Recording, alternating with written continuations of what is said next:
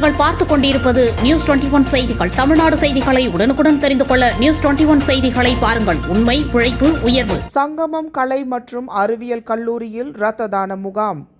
விழுப்புரம் மாவட்டம் செஞ்சி அடுத்த அன்னமங்கலம் சங்கமம் கலை மற்றும் அறிவியல் கல்லூரி சார்பில் நாட்டு நல பணி திட்டம் மற்றும் வேலூர் சிஎம்சி மருத்துவமனை சார்பில் இரத்த தான முகாம் நடைபெற்றது. கல்லூரி தலைவர் அரசு வழக்கறிஞர் கிருஷ்ணன் தலைமை தாங்கினார். துணைத் தலைவர் வழக்கறிஞர் பரமசிவம் முன்னிலை வகித்தார். கல்லூரி முதல்வர் ஹரிகுமார் அனைவரையும் வரவேற்றார். இதில் 100க்கும் மேற்பட்ட மாணவர்கள் இரத்த தானம் செய்தனர். உடன் மற்றும் பேராசிரியர் மாணவர்கள் கலந்து கொண்டனர். நியூஸ் 21 செய்திகளுக்காக விழுப்புரம் மாவட்ட செய்தியாளர் அருண் பிரகாஷ்.